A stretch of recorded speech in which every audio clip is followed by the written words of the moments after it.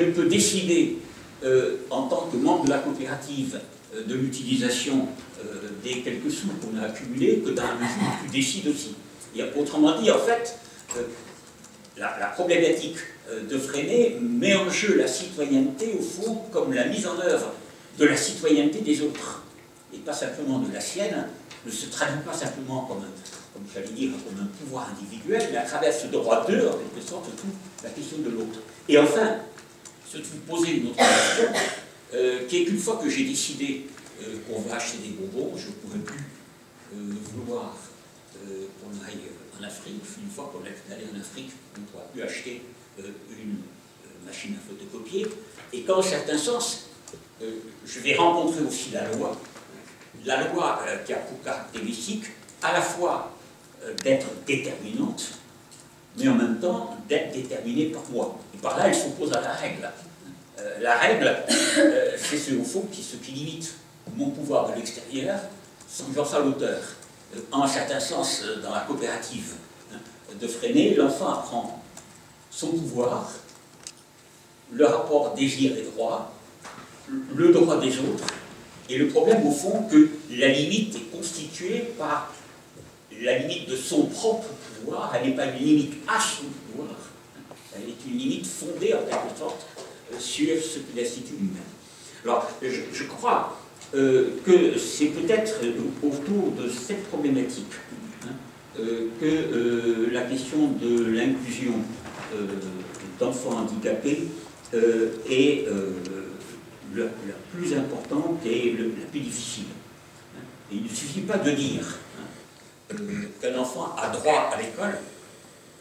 Ce qui est important, au fond, c'est de définir de quel droit il peut être porteur quand il est à l'école, quels sont les modes de participation, d'intervention, de sentiment, en quelque sorte, d'être membre, et d'être lui aussi auteur de quelque chose qui me paraît être à la fois la difficulté, mais peut-être le problème qu'il faut essayer de poser, mais qui suppose, j'allais dire, une réforme, en quelque sorte, de l'école, parce que, là encore, j'ai commencé par de la sémantique.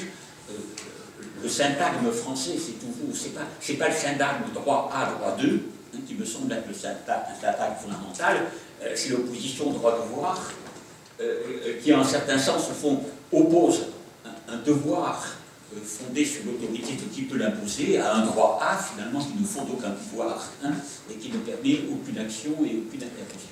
Et je crois que c'est toutes ces notions, ça a l'air très théorique, c'est pas pour le plaisir de faire, c'est pas de la philo, c'est de la sémantique, que je crois se situent peut-être nos réflexions sur l'entrée des handicapés à l'école. Quel rôle leur donner?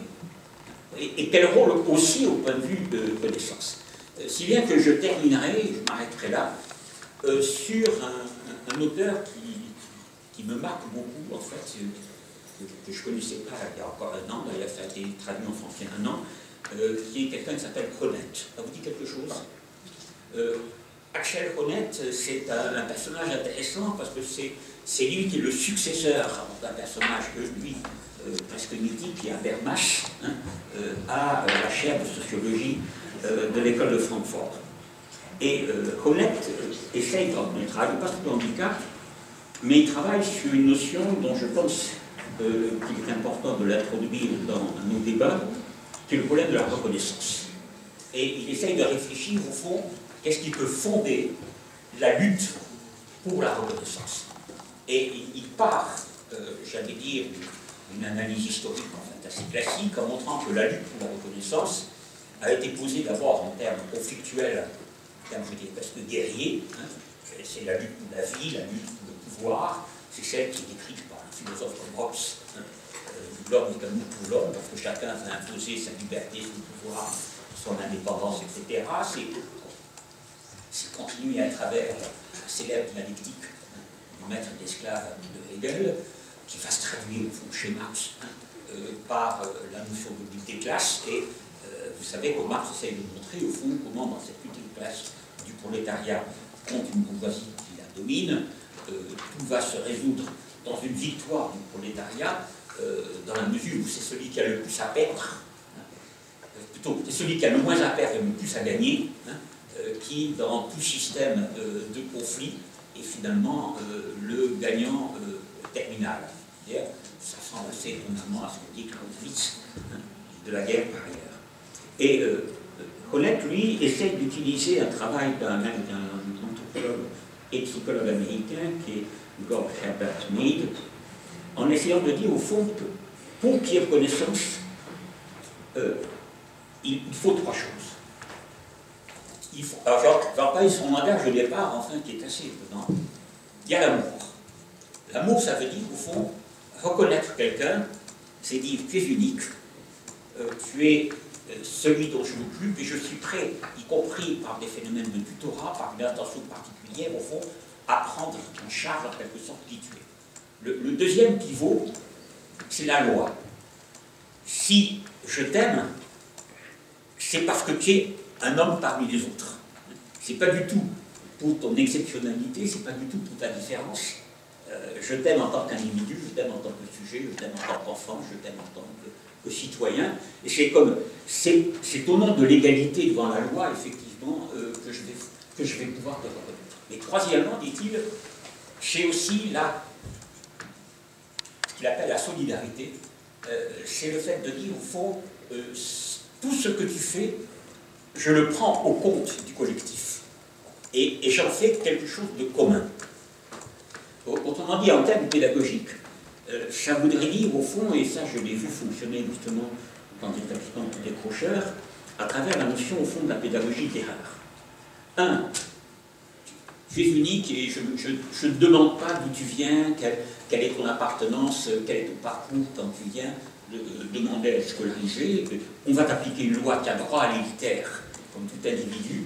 Je reprends le modèle de mes amis Duquette. Mais troisièmement, au fond, tout ce que tu dis, on peut en faire quelque chose ensemble. Et si, dit Honneth, un des pôles manque, il est évident qu'il n'y aura pas de reconnaissance.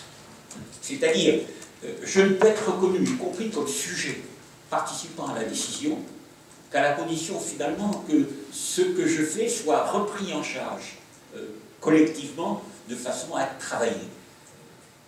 Il y a quelques semaines, le recteur de Grenoble a voulu absolument visiter le CLET et il a souhaité rencontrer des élèves qui étaient passés il y a déjà plus de 3 ans. Et un de ces élèves, en fait, à qui le recteur demandait au fond, mais dites-moi au fond, qu'est-ce qui vous a frappé au CLET, raconte l'histoire suivante, tu la trouves tout à fait parlante. Dans le premier cours de sciences auquel j'ai assisté, le prof, c'était 2 profs en même temps, travaillant ensemble, avait demandé au fond de faire la liste de tout ce qui n'est pas matière. Alors, bon, les élèves travaillent tout seuls, on discute collectivement de la liste et cet élève découvre au fond qu'il a presque tout faux. Donc il se précipite sur son blanc pour essayer au fond d'effacer la honte de cette erreur. Il sent le prof de physique l'attraper par le poignet, le soulever, disant surtout n'efface pas, tout ce que tu dis c'est très important, on va travailler dessus. Et l'élève conclut, c'était la première fois qu'on disait au fond que ce que je faisais, qui était une erreur, était intéressant au fond pour une élaboration collective. Alors, je crois que l'exemple en fait est assez parlant, je ne peux pas aller plus dans le détail, mais je crois qu'effectivement, par rapport à cette notion d'inclusion, cette capacité que nous avons, que nous aurions, à la fois de reconnaître, respecter au fond le caractère unique de chacun, qui est aussi sa revendication, et de le reconnaître au fond non pas dans une individualisation, mais je dirais dans l'application même de la loi, de la règle et du respect de chacun, mais aussi dans la prise en charge de ce qu'il est et de ce qu'il fait, comme un apport possible à un travail collectif, qui est la condition de l'estime de soi, de la part de celui qui se va reconnu, me semble tout à fait important pour essayer de penser ce que peut être l'inclusion, et en sachant encore une fois que ça n'ira pas de soi.